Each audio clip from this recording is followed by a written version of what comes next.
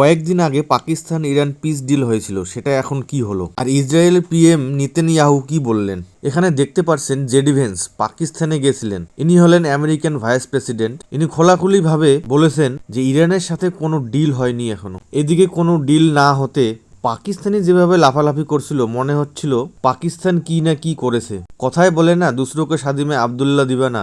এদিকে ইরান থেকে যা বলা হচ্ছে, আমেরিকা আমাদের কাছে এমন ডিমান্ড করছে যেটাতে আমরা একমত হতে পারছি না। কিন্তু এইখানে পাকিস্তান ডাবল গেম খেলার চেষ্টা করছিল। পাকিস্তান ইরানকে এক কথা বলেছে, আমেরিকাকে আলাদা কথা বলেছে। ইরানকে বলেছে সিজফায়ার লেবাননকে নিয়ে হবে, এদিকে আমেরিকাকে বলেছে লেবানন ইনভলভ থাকবে না।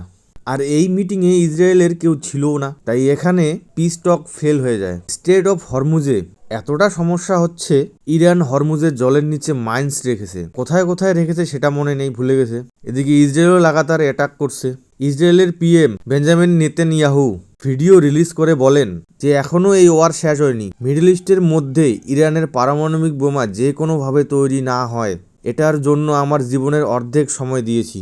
যতদিন মিডল ইস্টের নতুন নতুন শক্তি উঠে আসাকে শেষ না করি, ততদিন আমেরিকা ও ইরানের মধ্যে যুদ্ধ শেষ করব না। এখানে নতুন শক্তি বলতে যেগুলোর নাম বলেছেন, Hamas in Gaza, Hezbollah in Lebanon, Assad regime Syria, ইরাকে মিলিশিয়াস, আর ইরান পুরোটাই, এগুলো সব ইসরায়েলের বিপক্ষে। এখানে নেতানিয়াহু এটাও বলেন, আমরা ইরানের 14 জন টপ নিউক্লিয়ার সায়েন্টিস্টকে মেরেছি। অ্যাকচুয়ালি এটা 14 জন না, 20 জন হবে। এরপর ইরানের নিউক্লিয়ার রিয়াক্টর নষ্ট করেন, ইউরেনিয়াম প্রোডাকশন প্ল্যান্ট নষ্ট করেন। আমার মনে হয় যদি ইসরায়েল পিস টকের জন্য মানে, তাহলে হয়তো ওয়ার বন্ধ হতে পারে। আর পিস টকের জন্য পাকিস্তান তো কোনোদিনও হবে না দেশ। পিস টকের জন্য এমন একটা কান্ট্রি দরকার যেখানে 3টি দেশে কমফর্টেবল থাকবে। 3টি দেশেরই রিলেশন ওই দেশটির সঙ্গে ভালো থাকতে হবে।